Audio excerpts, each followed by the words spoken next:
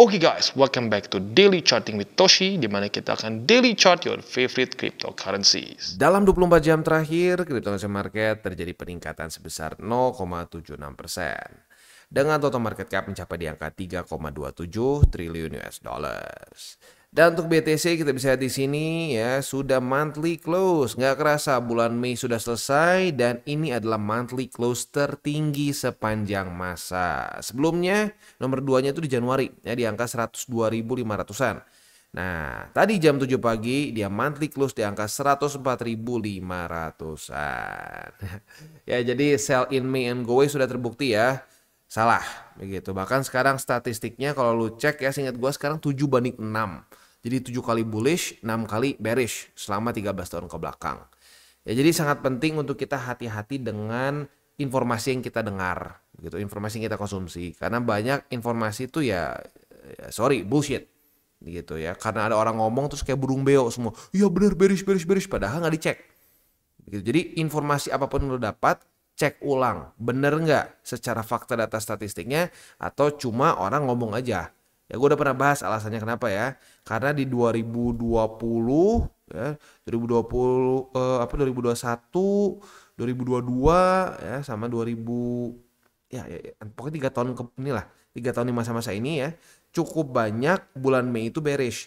Nah, recency bias, orang berpikir oh setiap Mei merah, padahal kalau lu cek terus ke belakang faktanya enggak. Begitu ya. Dan akhirnya terbukti lagi ya enggak tahun ini juga ya. Oke, ini di monthly-nya, overall looks good. Nah, tetapi di weekly-nya kita sudah bahas kemarin ya, kita ada potensi bearish engulfing. Nah, bearish engulfing ini bentuknya seperti ini ya, di mana candle bearish-nya ini mengengulf si candle sebelumnya. Ya, jadi mengengulf itu bisa seperti kayak ditelan lah gitu ya. Kalau bisa di sini kan lebih kecil daripada di sini kan. Nah, ditelan. Ini sama nih. Ini juga ditelan. Nah, ini adalah pertanda cenderung bearish. Ada potensi bisa reversal secara di weekly-nya. Nah, tetapi satu hal harus kita ingat. Kita nggak tahu reversalnya ini bisa sampai sedalam apa. Kayak kita ambil contoh ya. Di sini reversal udah cuma sampai sini. Stop ya. Walaupun akhirnya berkelanjutan sih ya. Engulfing lagi di sini. Ini engulfing. Ternyata berhenti di sini. Begitu. Jadi ada yang bisa lebih dalam. Ada yang ternyata cuma sampai situ saja. Nah, kita nggak pernah bisa tahu apakah kita mendapat bearish engulfing yang cuma sampai sini atau yang lebih dalam. Nah, kita nggak tahu tuh mana yang kita bakal lebih dapat gitu ya. Tinggal tergantung support selanjutnya kuat nggak nahannya begitu. Dan kalau mau dibilang engulfing ini cukup akurat nggak bang? Di weekly bisa dibilang akurasinya lumayan sedikit menyeramkan ya. Kayak kita bisa di sini engulfing drop, engulfing drop. Contoh lagi engulfing itu ada di mana lagi ya, engulfing ini. Engulfing drop ya. Ini engulfing ya, ini lebih ke mungkin spinning top dulu terus akhirnya engulfing ya, akhirnya drop juga ya. Nah, tapi ada nggak bang contoh yang ternyata engulfing nggak drop? Ada nih, contoh di sini nih, tanggal 30 September. Engulfing, taunya EMA 20 lebih kuat dan nahan, itu juga bisa. Ya, jadi gini, secara statistik lumayan kuat ya, si engulfing ini membawa corrective movement ya. Nah, tapi nggak berarti 100% juga. Ya, tapi kalau ditanya lebih sering mana, lebih seringnya saat engulfing akan terjadi corrective movement. Tapi sedalam apa, we'll never know. Bisa saja cuma seperti ini, ujung-ujungnya di sedikit flat, ya udah flat, terus pelan-pelan naik lagi bisa, ya. Tapi setelah engulfing banyaknya terjadi corrective movement. Itu nggak bisa dipungkiri. Ya bisa lihat sendirilah di sini ya statistiknya, ya. Nih engulfing turun, ya. Engulfing lagi. Nah ini enggak nih, nah, ini enggak nih, ya. Ini engulfing tapi ternyata malah cenderung naik lagi ya. Engulfing selanjutnya baru beneran turun ya. Oke, gitu aja sih ya, mungkin biar jadi lu tahu ada potensi bisa terjadi corrective movement. Nah, semoga corrective movement ini nggak tembus 100.000, itu sih harapan gue ya. Karena kalau BTC tembus 100.000, kita sudah bahas juga statistiknya sudah 2 kali sebelumnya, setiap kali jebol daily close di bawah dari 100.000, ujung-ujungnya lower low begitu ya. Oke, itu sih kurang lebih ya untuk BTC di daily dan di weekly-nya. Selanjutnya kita akan geser dulu ke news mungkin ya, takut lupa soalnya. Ini news datang dari US di mana FTX baru mulai ada pembayaran 5 miliar USD. Ini beberapa hal yang kita harus tahu ya. Nah, tentunya kontroversi ini adalah ya banyak orang akan berspekulasi, ini apakah payoutnya akan membuat market drop atau malah mungkin di-reinvest balik ke cryptocurrency market di exchanger lain gitu mungkin ya. Nah, ini kan terjadi sebenarnya di tanggal 30 ya, tanggal 30 Mei. Nah, faktanya tanggal 30 Mei sih ya terjadi gejolak ya dan terjadi corrective movement walaupun nggak besar ya, nggak ekstrim gitu ya. Jebol sih satu support tapi nggak sampai yang kayak candle parah seperti di sini nih. Ini kan lumayan nih ya, enggak sih. Ya biasa aja gitu. Nah, jadi sebenarnya menurut gua kalau secara angkanya, secara matematikanya 5 miliar USD itu sangat kecil kalau kita bandingkan dengan market cap kripto sekarang 3,27 triliun loh ya. Signifikan lebih besar. Nah, tapi ya kita nggak bisa pungkiri kalau ini digoreng ya, kalau ini digoreng sengaja dibuat supaya bisa menjatuhkan ya kripto ya bisa-bisa aja begitu. Jangan kan 5 miliar, ratusan juta aja bisa digoreng kalau cukup ya orang ketakutan dan jual begitu. Ya, so ya kita lihat beberapa hari ke depan apakah berita FTX ini terus-terusan seperti seperti dimanipulasi untuk bikin orang takut atau enggak. Kalau seperti itu ya ada aja kemungkinan bisa lanjutan drop begitu. Ya, tapi ya sekarang sih ya efek yang langsung kita rasakannya pada tanggal 30 Mei kemarin ya faktanya sih ya drop tipis-tipis aja gitu ya. Oke, selanjutnya kita akan lihat dulu ke ini ya, kita lihat dulu ke economic calendar seminggu ke depan ya. Seminggu ke depan kita ada apa aja? Coba kita cek dulu ya. Oke, this week pertama ya, hari Senin dari US kita akan keluar S&P Global Manufacturing PMI, lalu ISM Manufacturing PMI dan prices ya. Langsung keluar 3 yang cukup penting. Lalu hari Selasa, nah hati-hati nih ya, subuh nih soalnya hari Selasanya ya. Di hari Selasa jam 12 malam kita akan ada speech dari Jerome Powell ya. Nah di sini semoga hasil speechnya nggak aneh-aneh ya dan semoga ya di Juni ini mereka lebih dovish gitu karena ya kita tahu kan tarif sekarang sudah mulai ada kasarnya counter attack-nya lah ya, counter attack di mana tarif dianggap oleh US Court sebagai kebijakan yang tidak illegal katanya itu ya. Jadi untuk si tarif ya. Nah, semoga di speech Jerome Powell ini dia ada pembahasan bahwa ya dengan tarif sekarang ada perlawanan dari US Court mungkin ya. Nah, ini ada potensi inflasi lebih kecil gitu ya atau ada potensi peningkatan inflasi itu jadi lebih kecil. Nah, kalau keluar kata-kata seperti itu, apalagi keluar kata-kata seperti kita mempertimbangkan penurunan interest rate. Nah, kalau hal-hal itu terjadi ya, statement-statement itu terjadi, ada potensi market bisa lanjut rally. Nah, tapi otomatis vice versa ya. Kalau sampai statementnya malah hawkish, ya dia masih menyatakan bahwa ini belum beres, tarif masih berbahaya, kita tidak ada perubahan, atau bahkan yang ekstrimnya malah kebalikan dari itu malah lebih tight. Wah, itu mungkin bisa membuat market drop gitu ya. Ya, we'll see ya. Next, ada JOLTS job opening ya di hari Selasa jam 9 malam. Lalu di hari Rabunya akan ada ADP non-farm implement change, lalu ada S&P Global Services PMI, ada juga di sini ISM Manufacturing PMI dan prices, plus ada crude oil inventories ya. Untuk hari Kamisnya dari US kita akan keluar initial jobless claim seperti biasa ya di hari Kamis dan juga udah sih ya, cuma initial jobless claim aja ya untuk hari Kamis.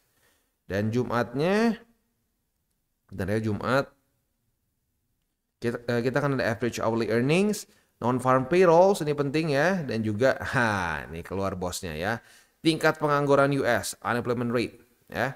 Jadi minggu depan penuh, Senin sampai Jumat setiap hari akan keluar data penting. Jadi hati-hati ya, siap-siap ya, ada kemungkinan bisa banyak gejolak di market ya.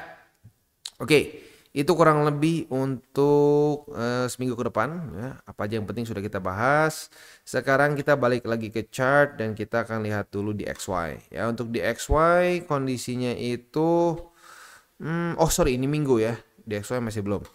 BTCD, untuk BTCD dia masih terjebak di antara 64,26 dengan 64,58 ya. Ya tapi apapun itu sudah jelas mulai ada perlawanan dari para ya mungkin Bitcoin Maxi lah masuknya ya.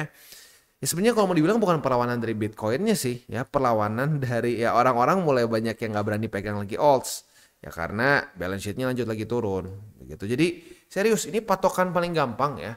Bang, kita kira-kira kapan sih potensinya altcoin season? Ya pokoknya selama ini masih terus turun, balance sheet-nya masih begini nih, trennya masih terus turun seperti ini. Lo bisa lihat sendiri, terlihat jelas kan? Ya.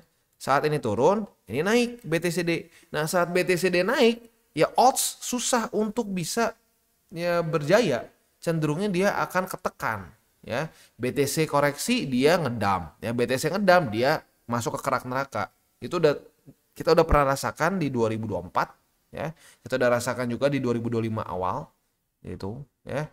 Nah, buat yang udah pernah kena sebelumnya, jangan diulang lagi kesalahannya. Ini balance sheet masih turun nggak? Masih turun. Ya udah, keep it 60-40 maksimum, ya. Tentunya 40%-nya odds ya, 60%-nya BTC, jangan kebalik. Kalau kebalik serem juga ya. Supaya apa? Ya supaya BTC menjadi fondasi dari portofolio lu. Gitu. Kalau nggak jadi fondasi, lu kebayang nggak sih bikin rumah, fondasinya nggak kuat. Buat apalah fondasi-fondasi nggak akan bikin kaya. Buat apa sih fondasi-fondasi nggak bikin kelihatan kaya lebih tepatnya ya. Kalau rumah kan pengen diisinya mungkin interiornya pengen marble dari Italia ya. Sofa dari apa namanya dari kulit ya kulit apa mungkin ya. Ya anggaplah sama-sama dari Italia kalau kulit ya. Dan banyak lah pengen semuanya bagus tapi nggak mau bayar mahal untuk fondasi. Buat apa fondasi nggak bisa dilihat, nggak bisa di-flex katanya ya. Oh iya ya sekalinya dikasih hujan besar, dikasih badai itu rumah geser ya. Geser dan ujung-ujungnya malah jatuh udah kayak es krim jatuh dari itu ya. Jatuh dari cone-nya begitu. Ya, nah itu udah banyak yang merasakan seperti itu kan. Ya, dengan minus 90, minus 80 dan seterusnya ya. Dan rata-rata yang minus 90, 80 itu bahkan nggak punya BTC sama sekali. Nah, itu kesalahan yang sangat besar ya. Tidak punya BTC, membangun rumah tanpa fondasi itu namanya ya. Oke. Next kita akan langsung aja mungkin ya udah beres ya. Langsung aja kita masuk ke buy limit. Nah tetapi sebelum kita masuk ke buy limit seperti biasa gue akan disclaimer dulu bahwa semua konten dari TCI bukanlah financial advice. Ini semua bentuknya adalah edukasi ya. Lalu bagaimana cara mendukung TCI? Ada banyak caranya dan yang paling mudah lu tinggal nge-like ya. Sato udah berapa kali ngingetin gue. Ingetin tuh buat nge-like ya itu paling gampang. Lu nonton terasa manfaatnya, like, beres gitu kan. Ya itu cara paling mudah. Lo juga bisa share ke teman-teman lo atau juga bisa menggunakan link referral kita di bawah gitu ya. Sekarang kita akan dengar lu pesan-pesan dari sponsor kita pada hari ini. Oke, today's video is brought to you by Margex. Jadi Margex ini adalah suatu platform untuk kita trade futures, mainly futures walaupun kita juga bisa convert di sini ya. Seperti ke BTC, ETH dan lain-lain. Ya, tetapi kalau gue perhatiin di sini, fokus mereka itu lebih ke trading futures. Nah, apa saja yang unik? Yang unik yang pertama mungkin yang paling menarik adalah mereka ini sedang ada event. Ya, jadi ada trading competition yang price poolnya sebesar 1000 USD. Ya. Jadi setiap 1 juta dalam bentuk volume ya in trades, ini adds 100 USD. Ya, ini kemungkinan besar dalam bentuk kredit ya. Jadi bisa tambahan lagi untuk margin lo lah begitu. Ini berlangsung dari tanggal 25 Mei sampai tanggal 30 Juni. Nah, seperti yang gue tadi sudah ngomong di depan ya, ini fokusnya lebih ke futures, maka dari itu lebih cocok untuk intermediate sampai ke advance ya, karena untuk para newbie ya lebih baik fokus dulu TA-nya, pelajari dulu dengan baik, punya SOP yang tepat ya.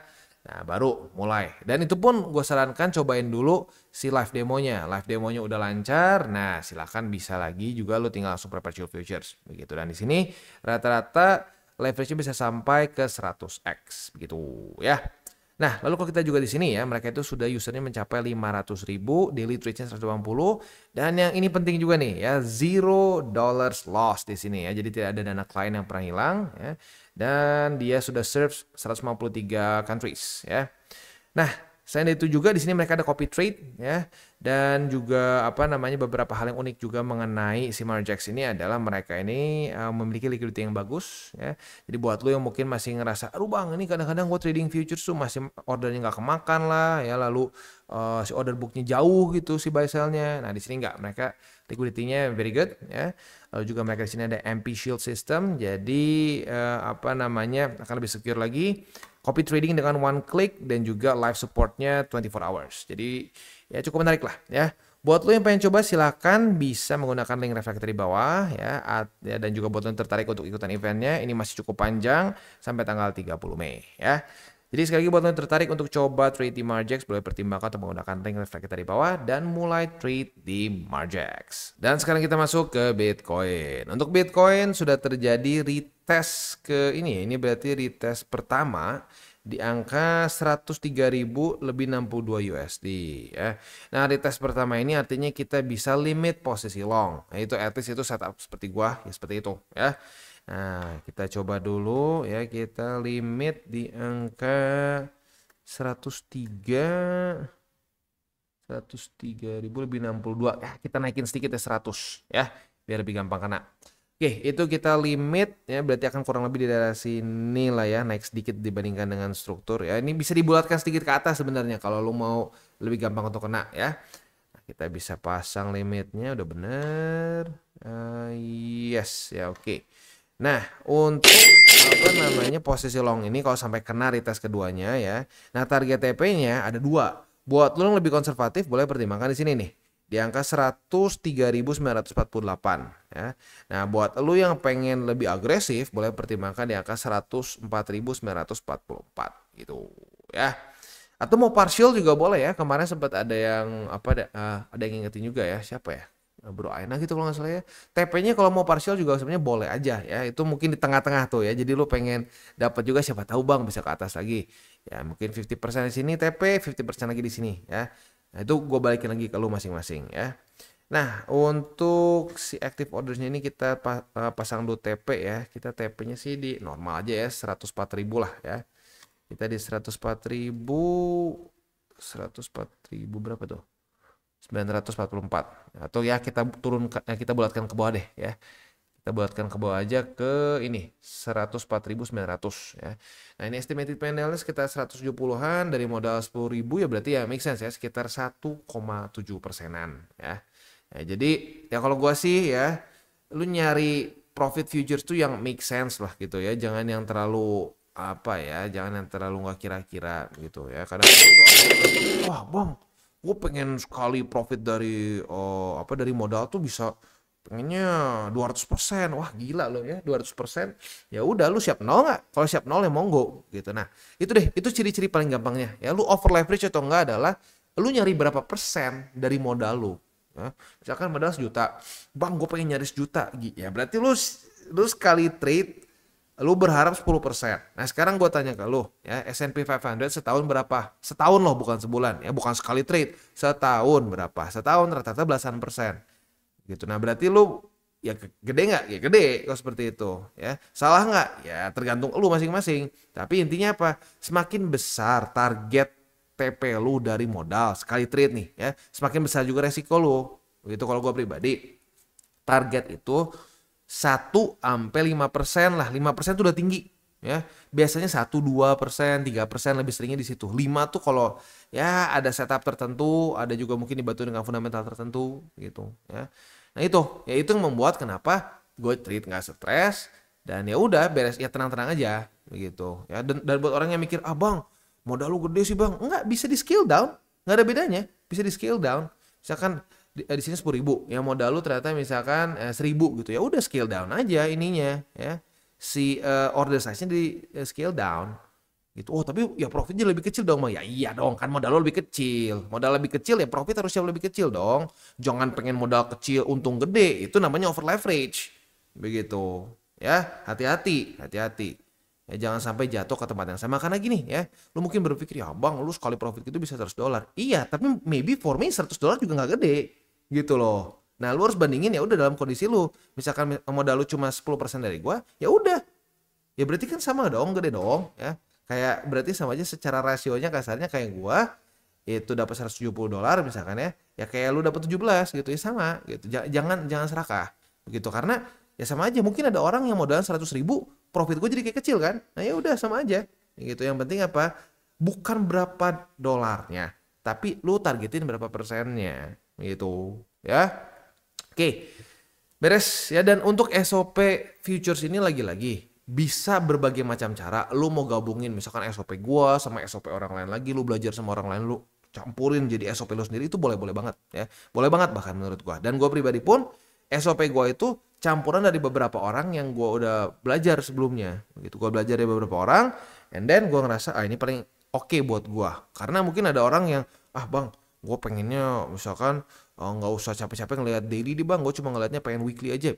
Bisa gitu ya. Ada yang bang gue pengen lebih sering, pengen lihatnya hourly, ya monggo gitu. Tapi ya intinya apa, yang penting SOP-nya harus lengkap dari awal sampai akhir. Masuknya ngerti, keluarnya ngerti, TP-nya ngerti, resikonya juga ngerti gitu. Jangan sampai masuk ke market, kok hilang duit gua, kok bisa hilang. Nah ya itu berarti berantakan ya, nggak bisa jaga resiko.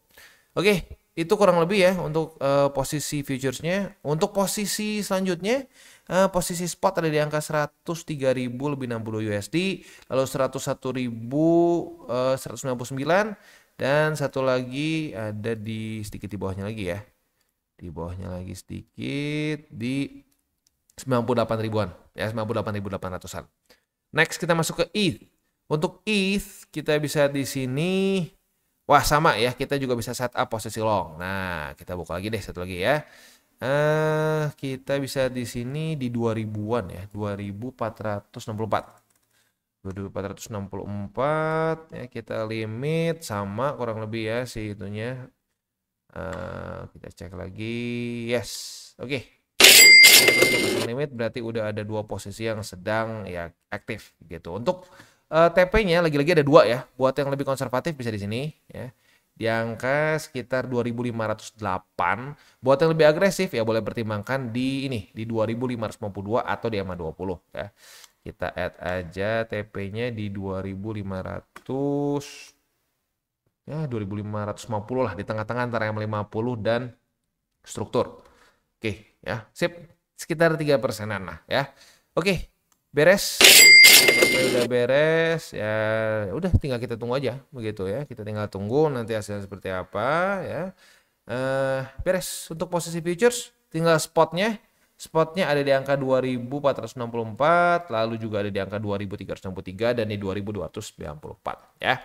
Nah, untuk sekali lagi untuk yang futures ini gue sarankan bukan untuk newbies ya, buat yang masih TA-nya belepotan, gak ngerti jaga resiko, ngelihat chart masih bingung, jangan dulu ya, jangan dulu. Udah fokus spot dulu aja, pelan-pelan belajar.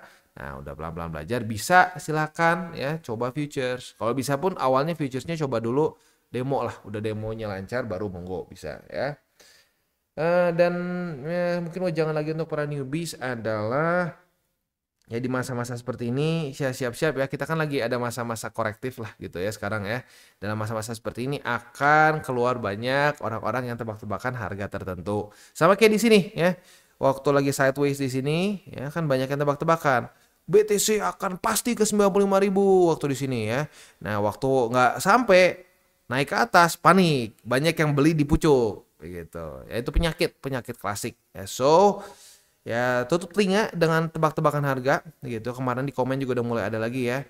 Wow, bahkan sekarang malah ini ya, lihat aja 80K gue bakar menyan nih. Waduh ya, kalau sampai nggak nyampe 80K ya tinggal diem gitu. Jadi ya menurut gue itu nggak efektif. Jadi please, cara terbaik adalah konsisten aja. Konsisten ya, ini udah ada supportnya kita sudah bahas. Lu juga bisa charting lagi sendiri. Nah udah ketemu supportnya ya beli.